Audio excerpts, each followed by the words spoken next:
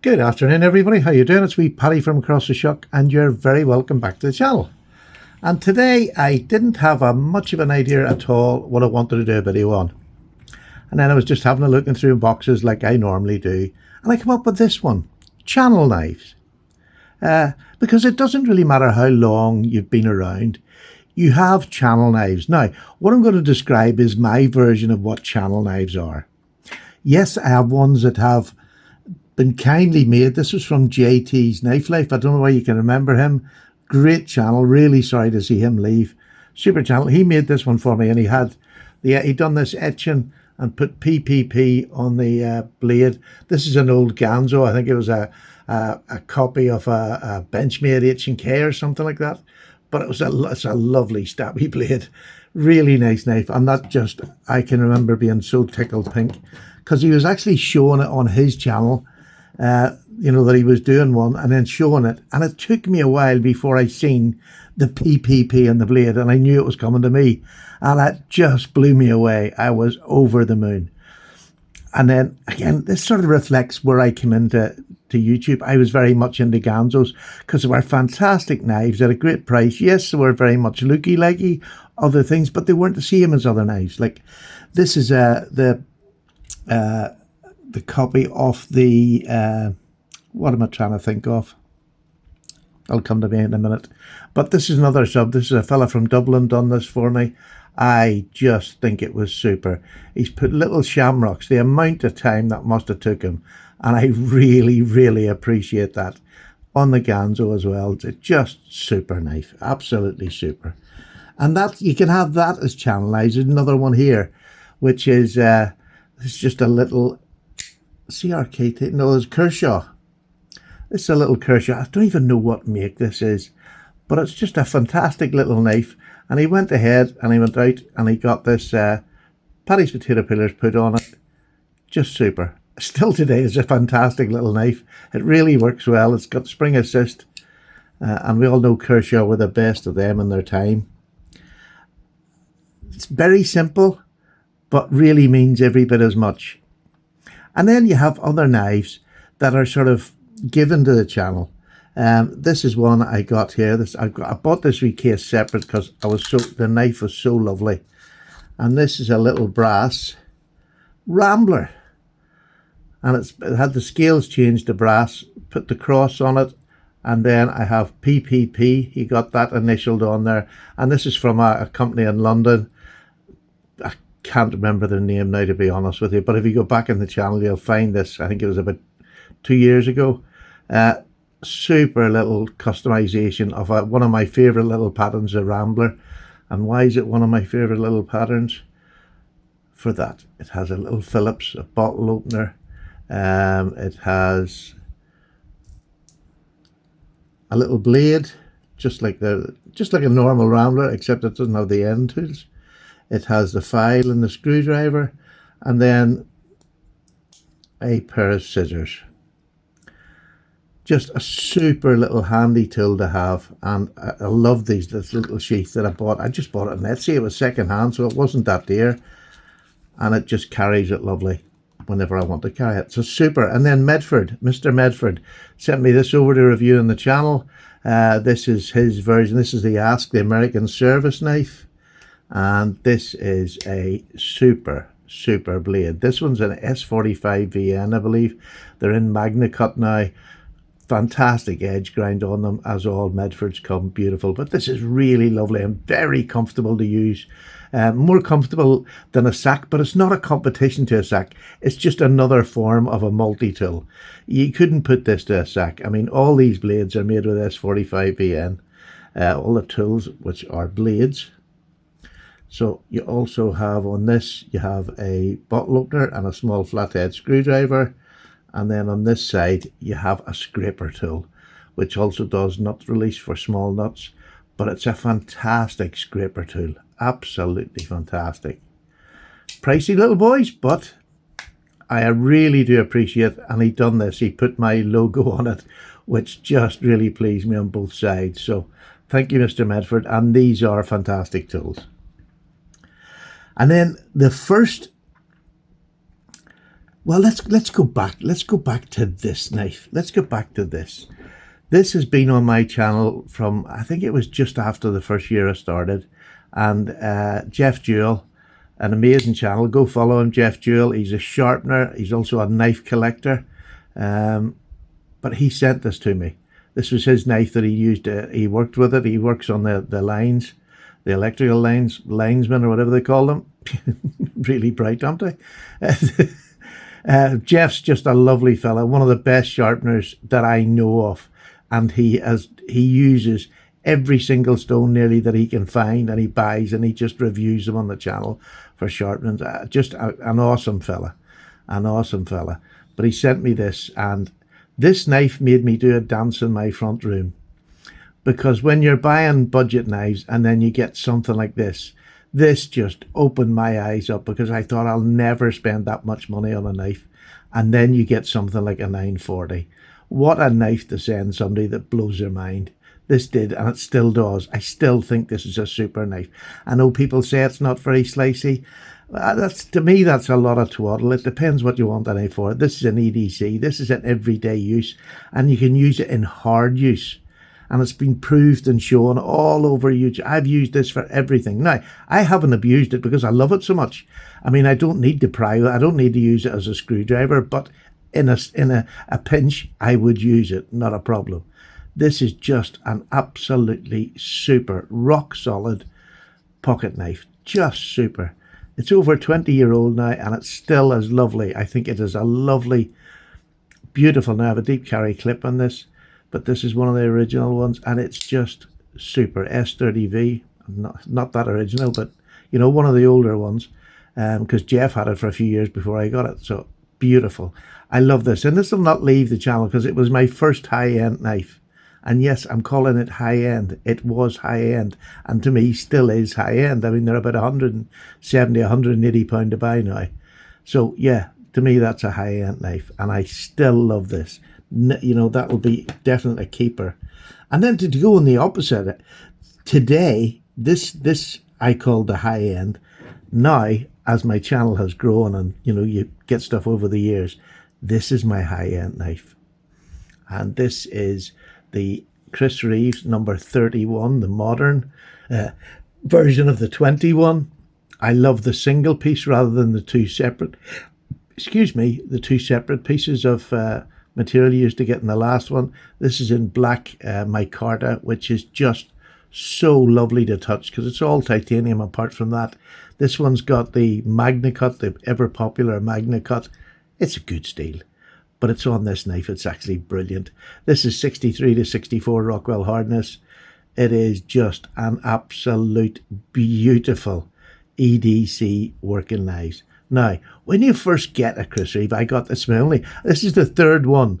I had to try two other ones before I got the one that I truly wanted. I had a 31 before, but it had really posh wood on it, and it was so nice that I wasn't using it. And there's no point for me having that in my collection. If I'm not going to use it, I just move it on. And it got moved on. And then I got the chance to get this. This is from Frank at Fraymar Knives. I bought this. This is my most expensive knife that I bought. Now I traded and put money to it. And just an absolute blinder. I love it. And it does take a while to wear them in. They're very hydraulic. They're so smooth. They don't drop shut. There's none of that. But, after just a few weeks, I can already flick it if I wanted to. And Frank, I'm not going to, and I'm not going to encourage it because these knives are not for that. But it'll just let people know if you've got one sitting in your box and it's still stiff. The only reason it's still stiff is you have to use them. They are a work knife, and I have used this. Now, again, I haven't abused it, but I've used it for all the household tasks that I ever use any knife for. I mean, it hasn't damaged the blade whatsoever. It's a lovely stone wash on this. Beautiful knife. And this is the knife that after I've finished, I wash it and everything because it's very special. I wash it, clean it, and put it away nice because, you know, I'll probably never spend this much on a knife again. But I absolutely don't regret a penny of it. It is absolutely stunning. So thank you to Frank. And at the moment, if you want, well, he's got the right-hand version, but if you want a left-hand version, Frank is given £50 off any left-hand version Sebenza, and all you have to do is mention Paddy's potato peelers, either in if you're ringing the shop up to order it, or you're buying online, just mention Paddy's potato peelers somewhere and you'll get £50 off a left-hand model, and that's fully left-hand. So this will be on this side, and obviously that will be on this side. But I mean, these are just a brilliant. Now, I have a large hand. I haven't got a huge large hand. I have about 3.5 inches across my palm here, but I can get a full grip on it, and it's just perfect. Just hollow grind, beautiful. Really do. This to me is just a spectacular work knife, much as this has been for me. And then I'm going to go on to what's my favorite collection pieces now, are traditional knives. And this was the first high-end traditional knife I ever got. This was a GEC, and this is the number 78 pattern, and this one is from 2017. So, it's gone back a few years now. I got this must be about 5.5 years ago, something like that. It was one of the contacts I'd got in America, and he put me on to his friend who was selling it. It was at a price that I could afford at a stretch, but I afforded it. And it's been with me ever since. The number 78 pattern is just a classic GEC. So comfortable in hand. Reminds me an awful lot of the Boker club knife. So if you've had one of them, I have one in the drawer there, but I'm not going to go and hook it out now. Very similar in shape. Just so comfortable hand. Great blade. Thin behind the edge like most traditional knives are. And this again blew my mind. Like the 940, this had the same effect for traditional knives, and really got me on that road of buying a little bit more money buys you a lot. But it's beautiful. I loved it. And then finally, the last and by no means least knife that will definitely stay in my collection, it is this one. This was my first ever custom knife that I told a knife maker what I wanted. Now, I then left it up to him to finish it off and do what he thought right, because that's why you have a custom maker, let them do their work. This is just funny. And there's colours bleeding into this blue now, which I love. And it's red, and I don't know where the red would have come from, but it's just lovely. So this was a fully custom-made knife in 01 tool steel, that beautiful easy opening, really strong back spring that Ashley Harrison puts in all his knives. And I just adore this knife. I have used it, I have battered it, I have done everything you can think of with this knife, and it has just held up, sharpens easily. In fact, it strops really easy, always got a good edge on it. I just adore this, and this again has led me on to some of the things that I like to get now, which are more custom orientated knives. And these really, it's like a journey through my YouTube existence. It really just sort of lets me have a look back. Anytime I pick one of these up, it's at a certain period in my YouTube existence that I've gathered something to make my story to me. So I can pick one of these up, and it leads me into the story of where I started with my Ganzos, right up to now where I'm buying custom knives or high-end. Now, I don't buy a whole lot of high-end locking knives anymore, but I have done in the past.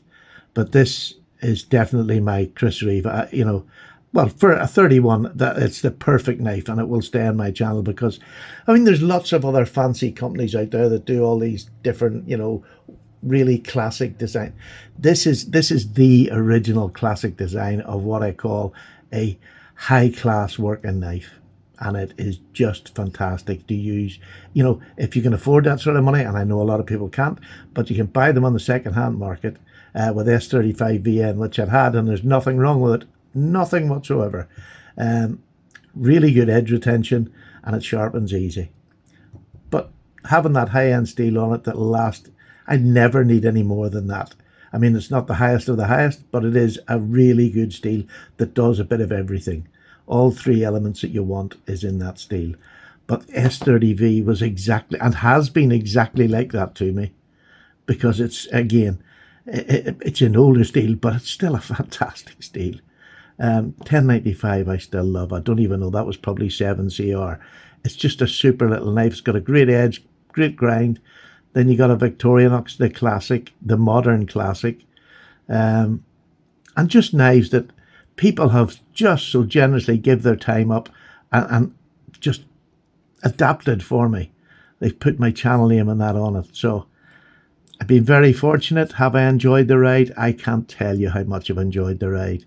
And I hope you, it doesn't matter how long you're about, whether you've got a YouTube channel or not, I hope you have your version of channel knives or your collection knives that can lead you through your collection. And maybe down below, I would love it if you would sort of, if you haven't got a channel, if you've got a channel, do a video on it showing your channel knives, knives that walk you through your journey. Or if you haven't got a channel, just do knives, exactly the same thing. Knives that have took you through your journey. And let me know that, you know, even 3 or 4 knives that you can follow your journey in your head. When you pick them up, they lead you off on that journey through your knives. All right, I'm away. Look, will you do me a favour? If you like this, hit the like button. If you haven't subscribed, subscribing doesn't cost a penny. Honestly, not 1 penny, and never will. It doesn't lead you to anywhere. It's just subscribing. And it means that YouTube, every time I put a video up, they'll put it on your feed. That's all it is. Nothing more than that.